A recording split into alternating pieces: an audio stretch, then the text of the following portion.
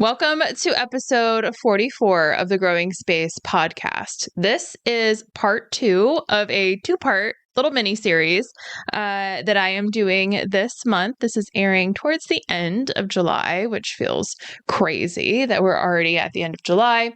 Last week and then this week, I have had the opportunity to share with you all, my listeners, 2 conversations with 2 of my clients who both happen to be named Jen. So if you missed last week's episode, I sat down with one of my longest standing Plant Club members, which is my monthly subscription service that you can join no matter where in the United States you live, because I ship out the kits. If you join at that level, there's several different levels. You should check out the show notes for more information on Plant Club if you're interested. So last week I shared a conversation with Jen, who is just wonderful. And if you haven't listened to that episode, I would encourage you to go back and listen to that after today's episode. It was really fun to just hear more about Jen's growing space, what all she has going on, what all she finds joy in, what her challenges have been, what her space looks like. We've really covered a lot of ground. And today I am sharing another conversation with another wonderful Jen. So today we are hearing from Jen C. And a little bit more about her growing journey, what has led her to grow food at home. She actually grew up on a farm, took a little break from growing food at home, and now she's back into that practice. So we get to hear a little bit more about all of those details, plus some of her challenges, some of her surprises that she's seen along the way, a description of her growing space. So it's a really great conversation, and I'm excited to share that with you today. So this little 2-part mini series is a build up to the end of July, which is when I celebrate my business birthday every year. And this year I am celebrating 7 years being the Patio Farmer. It sounds crazy that it's been 7 years, Time really flies when you're having fun. I have a couple more treats tucked in for the rest of this month to celebrate my business birthday. But in the meantime, let's go ahead and tuck in and let's hear the conversation that I have had with Jen C, talking all about her growing space and her growing journey. Welcome to the Growing Space podcast. I'm your host, Farmer Erin, owner of the Patio Farmer, and I believe that no matter what size space you have, you can grow food at home.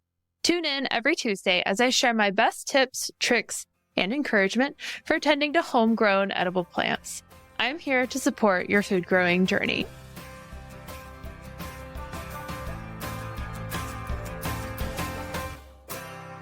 The Growing Space podcast is sponsored by Plant Club by the Patio Farmer. Plant Club by the Patio Farmer is a monthly subscription service I started in 2020. It's a membership-based opportunity to take your growing journey to the next level. With 4 different membership options, you get to decide the amount and kind of support that's right for you. All Plant Club members receive access to my online community through a platform called Circle. Having access to this platform allows members to share pictures, ask questions, celebrate harvests, and get to know each other. All Plant Club members also have access to free seeds each month, along with information on how to plant and tend to their crops, with seeding instructions and downloadable resources from the Patio Farmers Resource Library. Membership starts at just $14 a month. Join Plant Club today by visiting my website, thepatiofarmer.com/membership.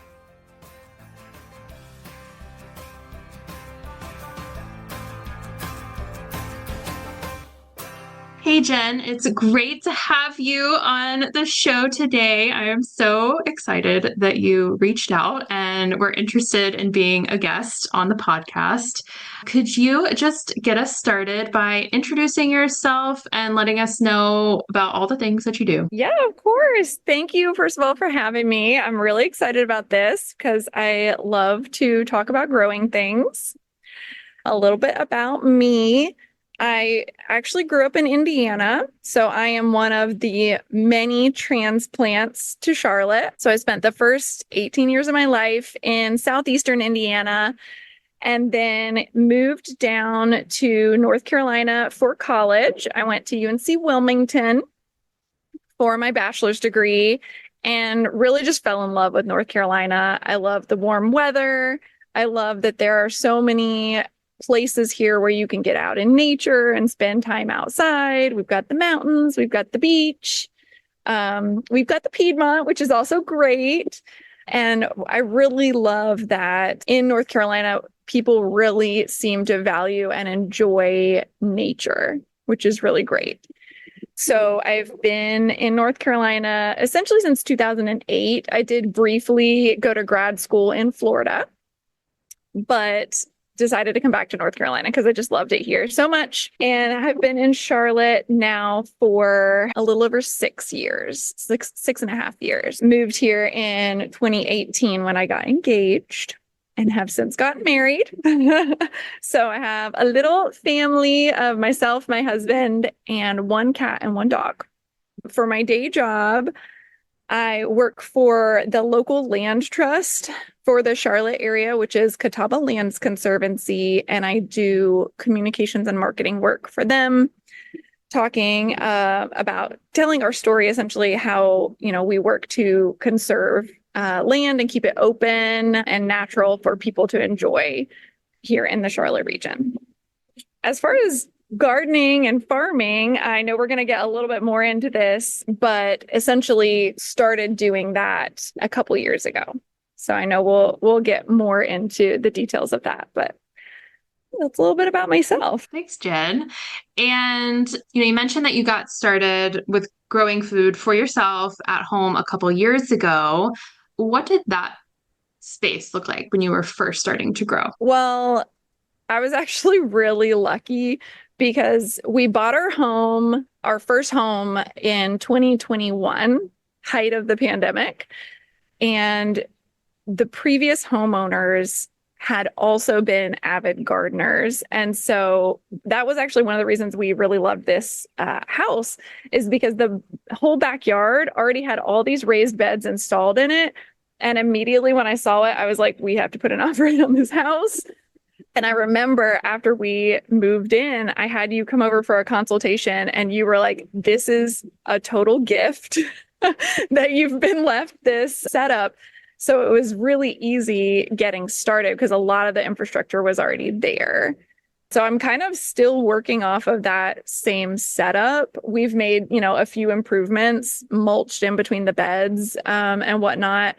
But yeah, it's essentially 5 large raised beds already that were installed here. It truly is a gift. Like, I am always a little jealous when I go over to new clients for a consultation. They're like, yeah, we just moved in and all of this was here. I'm like, oh my gosh, this is fantastic. So yeah, that's great. Okay, so you've been growing food at home for a couple years. Can you tell us, or do you remember the first thing that you ate that you grew yourself? And what was it? Tell us the story. Yeah, it actually was. I was giving some thought to this. It was before I actually was gardening in this space. Back when we were still living in an apartment, I still loved to grow things. And so I had a number of containers that basically just sat out kind of on our front stoop. And one of those containers that's made specifically for strawberries, they have the little holes in the sides. So I had some strawberry plants, and I'm pretty sure that was the first thing that I ever truly grew myself as an adult that actually was food that we ate, was strawberries from that. Well, I mean, a strawberry, like how could you go wrong with a strawberry? Oh my gosh, there's the best thing. They're still one of my favorite things to grow. Oh yeah. Oh, for sure. And it's just so satisfying when you find one that's like, especially after you've had your plants for at least a year and they come back and then you get like these massive, large, red, juicy berries and they're so sweet. Yeah. Oh my gosh. Oh, it's like a little jewel. You find it kind of tucked away under the leaves and then you move back the leaf and you're like, oh my gosh, look at this like ruby red berry just hidden under here. And it's so satisfying. It is, for sure. Oh, I love that. So you have shared with me that you actually grew up on a farm. Yes. So tell us about the farm that you grew up on. What all did you guys have going on? on the farm? So this is when I grew up in Indiana. It was about 260 acres at the time. Wow. Since then, it's actually grown. But yeah, at the time, about 260 acres, and majority of it was growing crops. So anything from hay to corn to wheat. And then also we had beef cattle.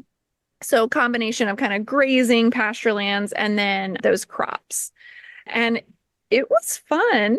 As a kid, I mean, it was definitely different. A lot of my friends, just were more suburban type neighborhood situations that they were growing up on. And so it was definitely different living on a working farm. But what was great about it is that number one, we got to spend lots of time outdoors.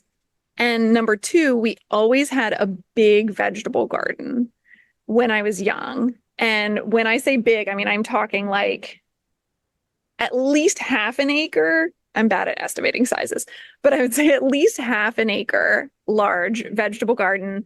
And a portion of that was a strawberry patch, which is maybe where I got my love of strawberries. And then, vegetables, the rest of it was vegetables. And I mean, we grew everything. We grew it all. But of course, further north, you can't grow year round. So it really was like a summer, vegetable garden that we had, but it was great. I mean, we always had tons of produce. It was fresh. I mean, so much that we were like giving it away to people at church. So that really was my first experience with gardening. But I will say, as a kid, there were aspects of it that you kind of hated, Right. because it's a lot of work. When you're really For little, I think sure. you enjoy it because it's kind of like, the curiosity, the sense of wonder that there is to growing your own things. And then you kind of get a little bit older and you're like, wow, this is such a chore. And, so as I kind of grew up, I moved away from home. I was like, oh, gardening. Wow. That's so much work. I'm not about that. But, now that I'm an adult, I've really gotten back into it and I really enjoy it. And I think back to, growing up, and it really was such a unique experience to get to have that every summer, just growing things from seed. I know how much you love seed, and I it's do. so special to grow things from seed, and that's what we always did. So yeah, it was very cool. I can relate a little bit to some of the things that you shared. I mean, I didn't grow up on a farm, but both of my parents did, and in central Ohio. And my mom's dad was a conventional grain farmer, like on a pretty exponential scale in his heyday. Yeah. No pun intended. He had over 1,000 acres that he farmed in central Whew. Ohio. Yeah. That's a big And farm. yeah, it was huge. And my grandma would have a vegetable garden, much like your parents did. And this is kind of a personal goal. I have no idea if I'll ever get here, but it's something to shoot for, right? So she would grow every year enough sweet corn, lima beans, peas, beets, green beans, and something else. I always forget. I always forget the fifth one. Anyway, she would grow five different vegetables and enough sweet corn to be able to can 52 quarts of each one, except for the sweet corn, she would do 104. Oh my gosh. Isn't that crazy? Oh my gosh. But Oh, like goals. that So, and that is actually triggering though a memory for me, which we did can vegetables also as a child, and I had kind of forgotten about that. But sitting at the kitchen table with my mom while she like, worked the yes. tomatoes through the canner and everything, that you opened up a core memory just now for me. But then also like the feeling of not enjoying the actual task or the chore of working outside and working with the earth as a young person, but coming back to that. I mean, I didn't grow up on a farm, but I grew up in the suburbs, and I distinctly remember as a child not enjoying yard work at all, but being asked to help by my parents on the weekends. I'm Yeah. like, okay, fine. I can mulch, like I can pull weeds, can plant some flowers, like whatever. And now as an adult, obviously we both feel very differently about that chore of having to work with soil and seeing what all the soil can do to support us. So what was it that brought you back or like sparked the interest to grow food for yourself? It's so interesting. I actually kind of got back into growing things first through houseplants. When you live in an apartment and, you don't have any children and you don't have any pets yet, you're like, what can I start with? A plant. And if I can keep this plant alive, then like I'll feel good about myself. So I kind of started with that and then it just grew. I kind of got hooked, but I liked the idea of obviously being outside. I think there's this real sense of peace that you get by spending time outdoors. There is also a satisfaction, I think, from creating something yourself and kind of bringing it all the way through the full cycle. So I really like that aspect of gardening and also of course like knowing that you're creating like the freshest possible like food for yourself is really incredible. I mean, I've for years have been an avid, farmers market shopper, but I think it's just like taking it to the next level. If you grow it yourself, like you literally know everywhere that piece of food has been, and it's really satisfying, I think. Absolutely. And, there's, to your point, like there's so much that we learn or so much that we experience when we just, even if we're just growing one thing that we can eat, just Yeah. the process of doing that and tending to a plant, it does foster like this connection and this like depth of knowledge and information that isn't just related to the plants that we're taking care of. It can relate to so Yeah. many other parts of our lives, which is Yeah. really cool. And you Yeah. feel really, I think, more deeply connected with the earth too when you're Mm, literally out there feeling it, and you're growing things in it and you're out there every day and you're seeing what's happening in your space. And there's just a real connection that you get with nature that you don't always get, even if you're, buying local food at the farmer's market, which is great. I fully support. Shop at your local farmer's market, support local farms. But there is something really different about like being out there and growing it yourself. You've described your space to us a little bit. You have 5 raised beds, which came with the house. So great. Yes. What are you growing right now? Or like what are you harvesting right now? Tell us about your plants. Okay. All right. So I'm in kind of a little bit of a lull right now. A lot of my spring stuff is kind of like finishing and my summer stuff is still developing, but I still have Swiss chard that Great. actually I really need to probably cut it because it's probably going to be getting too hot for it. But this is the first year that I grew Swiss chard and it really did well. So I loved that. And I just finished harvesting my sugar snap peas. They're pretty much done and Yum. they've been delicious. I love a fresh sugar snap pea dipped in hummus. That's like one of my favorite snacks. And my blueberries, I just picked the first of my blueberries this week. Like four. There were four little ripe blueberries, and I was like, yes, this is the best. I love fresh summer blueberries. So those are going to be amazing. There's so many of them I have two blueberry bushes, and there's so many, but they're just starting. I have a few other things that are, like I said, kind of just not quite ready. Carrots I have that are almost ready. I did two varieties of carrots this year, and now I can't remember what they are, but they're almost ready. Not quite. I was using your tip the other day, feeling the shoulders to see if they were ready, and they're not quite, but almost. But then I've got all my summer stuff is obviously like still not quite ready, but it's getting there. Like I've got some little tomatoes, little green tomatoes kind of starting to develop. So I'll be getting those before too long. All of it I love. Yes, it is so great. And I mean, we're recording this in early June, and it's just so exciting to watch things like starting to mature and like the first little tomato that you see. And like you said, the blueberries, it's such a great time of year. Yeah. Also, you mentioned your Swiss chard. So, fun fact about growing Swiss chard here in the Charlotte area is that is almost a year-round crop here. Oh, Yeah, it good. holds up. Yes, yes, it holds up even when it's super hot outside, Okay, good. and through the winter. I mean, it doesn't like super cold temperatures. It might knock it back a little bit, but it is pretty hardy through the summer. So Oh, good. That's great because I have so much of it. There's no way I'll eat it all before it really gets hot. I mean, it's like almost 90 degrees today yeah, I know. in It's early crazy. June. So, yeah, that's good that it holds up in the heat. Yeah. Question for you while we're talking about what can hold up in the heat. Is it too late to plant beans?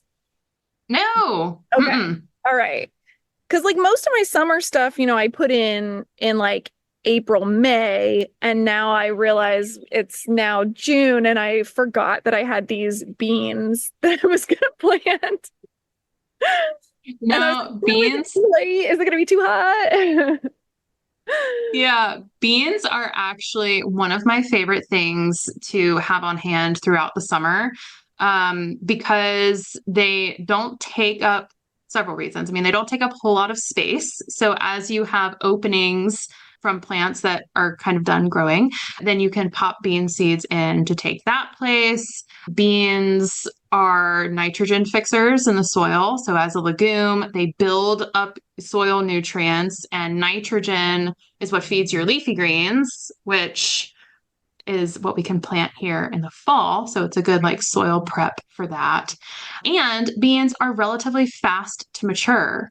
So, depending on the variety, from seed, you could be harvesting in 50, 60, 70 days. Okay. So, Okay. Good. Yeah. Because I was just thinking about it. It was actually yesterday. I realized I was like, oh no, I never planted those beans that I had. And then I was thinking, well, my sugar snap peas are about done. And so maybe mm, I've got like a trellis for them. Maybe I could just pop my beans right in there and they could just grow on that trellis too. yeah, Um, for sure. since the peas are about finished. But okay, good. Yeah, It makes me feel good. I haven't missed the window. not at all. So, what are you most excited to grow this year? I know it can be hard to choose one, but It is. what would you say? It's hard, but my cousin gifted me some heirloom seeds for Christmas. I've planted some of them. Some of them were spring things. So like there was a variety of lettuce that I did. And then actually the sugar snap peas were an heirloom variety that she had given me. One of the things that she had given me was watermelon radish. Oh, yum. And I've never grown radishes before, but I'm really excited to try because they look really pretty on the package. Like they're gonna be like green and pink, fun, pretty color radishes. Absolutely. But the package of seeds, the instructions said basically plant in the fall. So I'm waiting to grow those, but I'm very excited to see how they go. So if you have any tips on radishes, I've never grown them before, but I'm hyped to grow these Yeah. watermelon radishes. Well, they are super fun. They're gorgeous. And they have like a light green outer layer, and then the inside is just bright, radiant, hot pink. They're so cool. They do grow better in the fall, when the temperatures are cooler and you have a little bit more of an extended window or a little bit more flexibility, and you're working from warmer temperatures with more direct sun Okay. to towards cooler temperatures with less direct sun. Okay. I would definitely suggest adding some rock phosphate to your soil before you plant them. So, being a root vegetable, they need a little bit more phosphorus in the soil than other vegetables. So, I would get some rock phosphate to add. Okay. All right. And I can just get that at like any garden center. So, bone meal is what you will more commonly find as a source for phosphorus at like, a big box store like Lowe's or Home Depot. Yeah. Bone meal is great, a great source of that nutrient phosphorus. But you did mention that you have a dog Yes. and a cat, I've and been maybe I've you're. been nervous about using any bone meal or anything like that because of the dog. So I have dogs, and I used to use more animal-based nutrients in my soil, and I will just speak from experience and say that that is not pleasant Yeah. for Okay. you or the dog Yeah. later, you know. Rock phosphate is great. Usually, like a smaller retailer, like a Pike's Nursery is a regional retailer for us. They tend to have rock phosphate and some other products that would give you an alternative to that. Cool. Yeah. So, watermelon radishes, you'll have to keep me posted on Yeah, how I that will. goes. I will. Hopefully, fingers crossed that they come up. Um, because they do look very cool. They're awesome. You'll love them. So, what has been the most surprising thing that you have learned by growing your own food? Oh gosh. I think what has surprised me is actually how little I mind doing the chores like weeding. Hmm. I mentioned like I did not like that. I did not enjoy it as a child. It was kind of something I was forced to do. But what I found is that when you're growing something of your own choice, when it's your own sort of project of love, you really don't mind doing the tedious work because it's something you care about. And so, I mean, there are days when I'll be out here, a couple of hours after work, just weeding, or, spraying neem oil if I have pests or things like that. And, I'll go inside after it and I'm like, where did the time go? Because Right. it really, it doesn't bother me anymore. And that has been surprising because I did think that the amount of work that it was going to be would be difficult, but it really Mm. hasn't been. Yeah. I also, for me, there's a difference between growing things that I can eat and growing things that are more like ornamental Mm. or like for looks. That Mm. was that was kind of the distinguishing factor for me. I was like, no, I'm doing this because this is good for me and I care more about these plants than I do like a shrub or something. I mean, nothing, obviously I don't wish any animosity towards the landscape plants, but Sure, like, sure. yeah, like that was my main Yeah, I thinking. So mean, I 'cause love it's that. producing something for you too. Right. Yeah, it's like you take care of it, it takes care of you. Yeah. Yeah. But I love that was, surprising to you and that you can just spend hours tending to your plants and not realize that the time has gone by. It's Yeah, great. you get in Yeah, the zone, really. totally, totally do. So kind of related, but what would you say has been the most challenging thing that you have learned through the process of growing your own food? Well, I don't know if I've totally learned it yet. But I think for me, one of the biggest challenges is figuring out quantity because I've had Mm. times where I've maybe underseeded and then some of the seeds don't come up. And then it's like, well, now I don't have anything. And then there have been Mhm. times when, maybe I've overseeded and things don't thrive because then maybe they're crowded or maybe they do great but now I have so many plants that I have so much food I literally can't eat it all. So figuring out quantity has been challenging for me and I don't know that I'm fully there yet but I just keep trying. Well, and that's the best thing is to keep trying and to keep playing around with like techniques and timing. None of us know it all. I mean, there's Yeah. always something to learn and there's always something to play around with and test out. And I think that's another really beautiful thing about growing your own food is you can always be learning something. Yeah. And you can't really ever actually get it wrong. Because This is if also something true. does come up or, you something does come up and then it dies later, for one reason or another, it's like, oh well, okay, try something else. Start over, pull it out, put something else in. Like you can't ever actually mess it up, Right. which is great. It's kind of like, oh, well, all right, clean slate every time. Every season is like a clean slate. That's also something that I think is really great about it.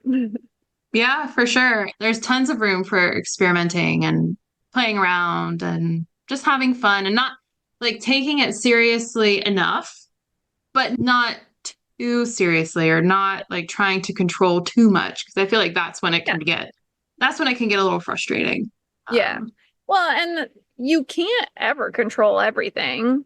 I mean, I was just thinking about it this morning. Like every year that I've been in this space, I've had different challenges. You know, like last summer, it was the early blight with my tomatoes. That was like such a mm, struggle.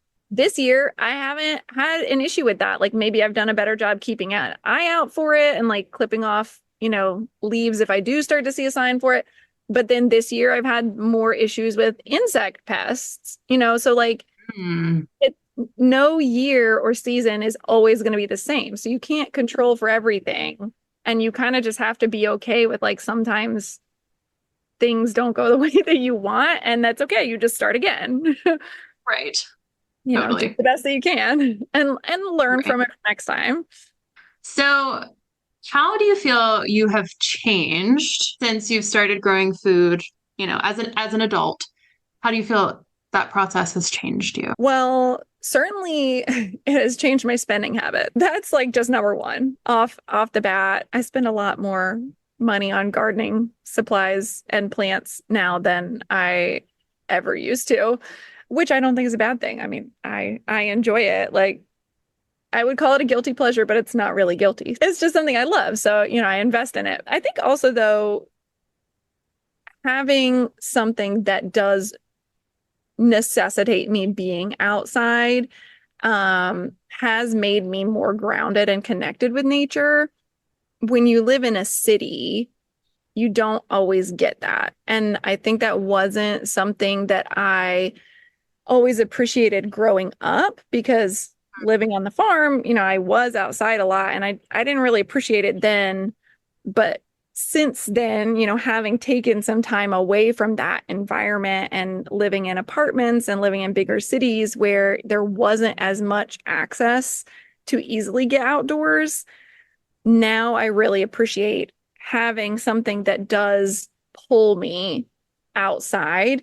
Even maybe on, the days when I don't really feel like it, it's like, oh, well, I gotta go water the garden. And then once I'm outside, it really does help me to just feel grounded and feel like more Mm, in myself, um, hmm, and kind of get out of my head with the stresses of, my 40-hour week job and, everything that's going on in the world, like being able to just kind of take a pause. And I think that that's something that gardening really has gifted me, I guess you could say. yeah. No, I love that. We all have crazy schedules sometimes. And I know for me, when I'm feeling really stressed, but it's like, okay, you have to go check on the chickens Mm, because you haven't yet today. And great. you're not going to have any other time to do that today than right now.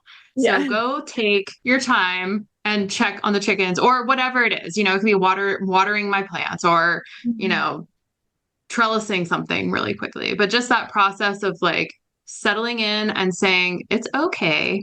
This is okay for Mhm. me to take 5 minutes and just do or whatever it is. Yeah, I agree. It is just, that ability to pause and what you said about like feeling more in yourself or having that connection just with yourself as well as the environment is Yeah. really powerful.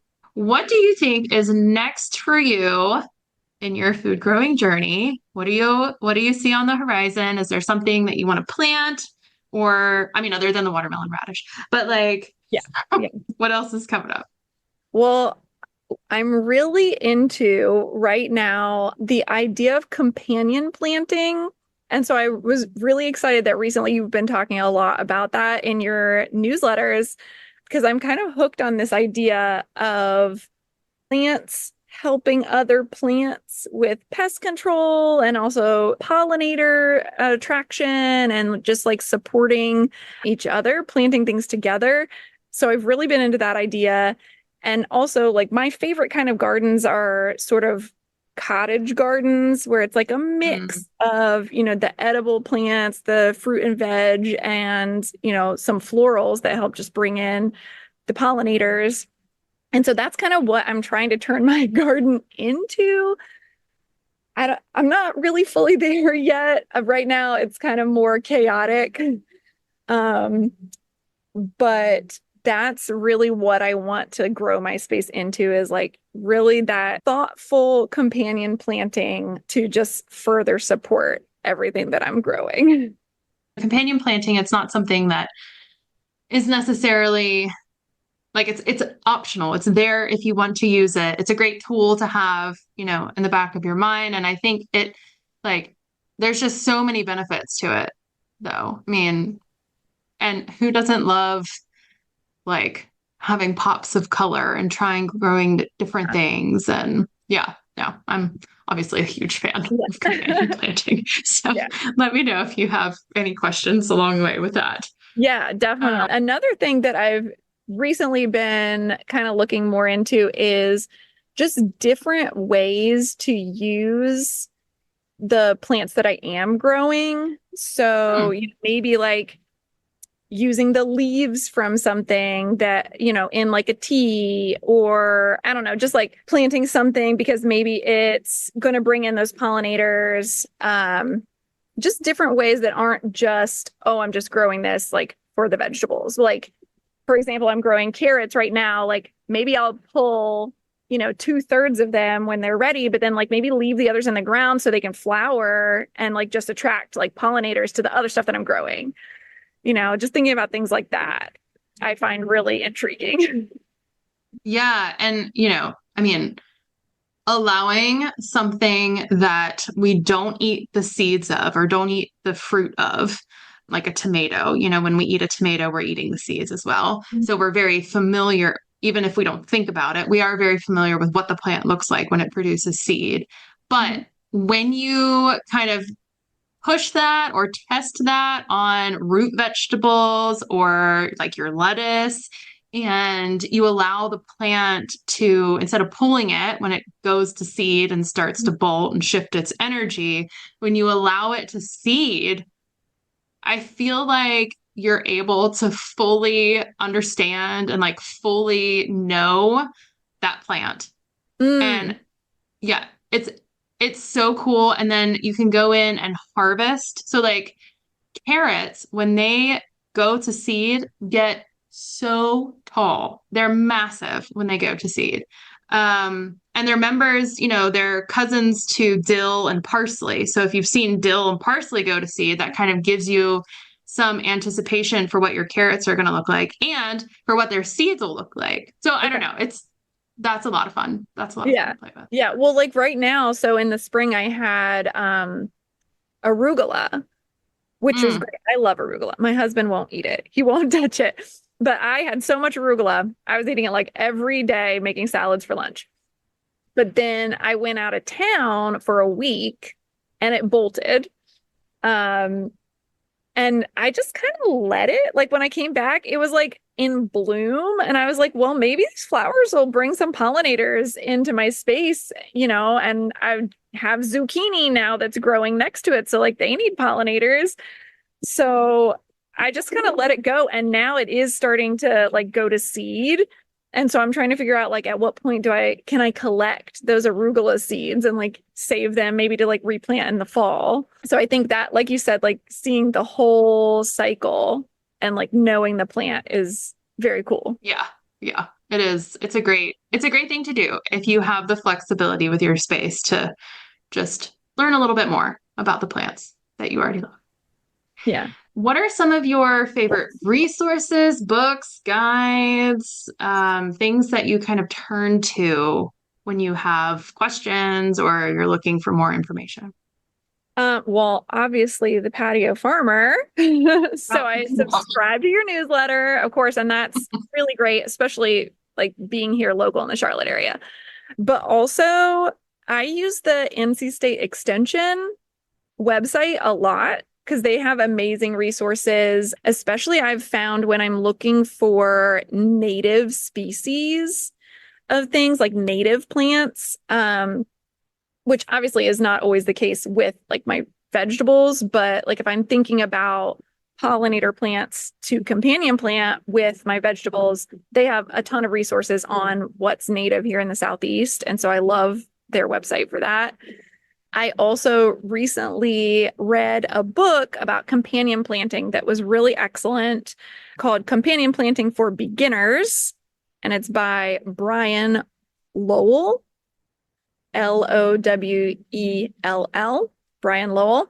And I would definitely recommend that to anyone who's interested in learning more about companion planting because it gives a lot of great background. It lays out like these plants are great companions. Here's like an example of how you could plant them together.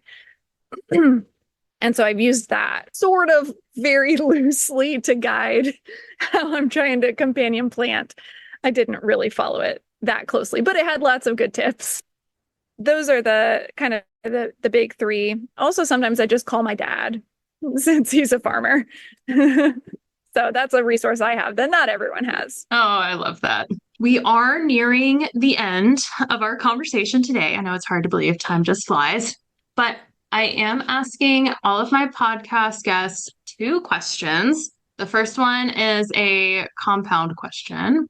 So we'll start with that. But what is your favorite vegetable and why is it your favorite? This is a really difficult question.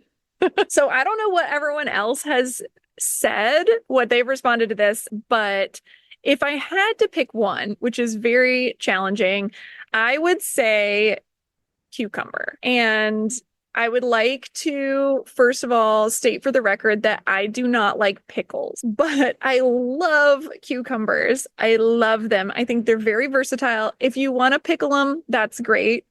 That's not for me, but I just find that they're so versatile. Like, of course, you could just eat, like, slice up and eat a cucumber. Delicious, especially in the summer because they're so refreshing. But you can put them on sandwiches, you can put them on salads. I like to just cube up a cucumber and I use it in smoothies. Like I'll cube it and freeze it and like bag it up and just keep them in my freezer to like mix in with smoothies. You can eat them with hummus. You can eat them however you want. I love a fresh summer cucumber. They're just so good. There's something just so refreshing and hydrating about a good fresh cucumber. Oh, you can slice them up. You can put them on your eyes for a spa night. Yeah. This is for a cucumber. I love it.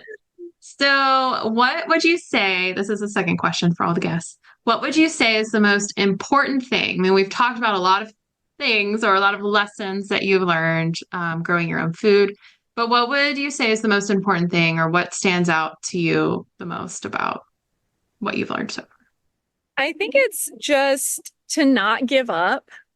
Like if you kill something, it's okay. I kill things all the time. I actually used to think that I had a black thumb because I used to kill so many plants. And now I've done it for like enough years that I don't kill quite so many plants, but I still kill things all the time. And it's okay. Just you start again. You just start fresh. So I would say just keep trying things, try new things. Don't give up and don't get discouraged just because something dies. That's awesome. I appreciate your time and I appreciate you sharing some of your experience and all of the things that you've learned so far with growing your own food. Before we close out, I do just want to give an opportunity, if you want to share any ways that people can either get in touch if that resonates, or like if you want to give a shout out to, the work that you do with Catawba Lands Conservancy, or just, I don't know, just anything you want to plug or share at the end of the episode. It's all you if you want. Yeah. Well, if you want to follow my personal Instagram, I hope you like pictures of cats and dogs. That's a lot of what I share. I do sometimes post stuff about my gardening space too. And you're welcome to follow me at jen.clark08 on Instagram. Catawba Lands Conservancy, I will give a little plug, is a fabulous organization. And the work that they do is to protect open space here in the Charlotte region.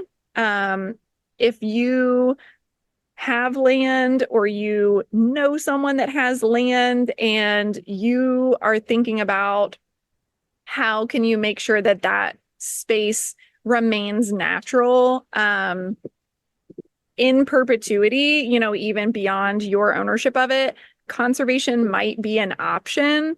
So I definitely would encourage anyone who has that situation to reach out to Catawba Lands Conservancy or just follow us on social media at Catawba Lands on Instagram or Facebook just to see what we're doing with conserving land and restoring native habitats here in the Piedmont. And I'll be sure to share both of those social accounts in the show notes for the show, as well as some of the other things that you mentioned, like that book on companion planting for beginners. And I'll include a link to the NC State Cooperative Extension because they are such a fantastic resource and science-based and appropriate to North Carolina. Both of those are super important things when you're looking for information You want to find something online. that's local to where you are too, because you know what's good up in the Right. Pacific Northwest is not going to be the same as what you know works here. So yeah, it's good to have something local. Yeah. Well, thank you, Jen, for your time. It was great chatting, and I appreciate all that you shared. So, one of my favorite things from this conversation with Jen, one of my favorite takeaways was when she was sharing how she feels when she's outside with her plants, how she uses her plants not only to nourish her body, right, as she is eating these fresh veggies that she's grown right in her backyard, but also how she is able to nourish herself, her being, her core, and just staying grounded and using her plants as a way, as you know, a true escape, or not even a true escape, just a true therapy, really, from life, from work, from stress, just using her plants and her growing space as a way of feeling grounded and connected.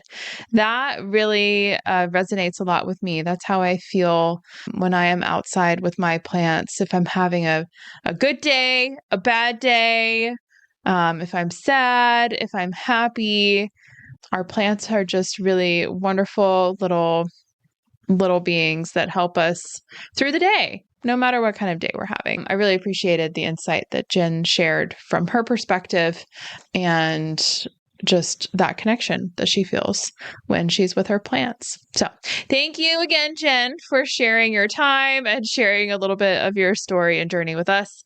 It was a really great conversation, and I hope you all enjoyed it. I'm sure you did. How could you not?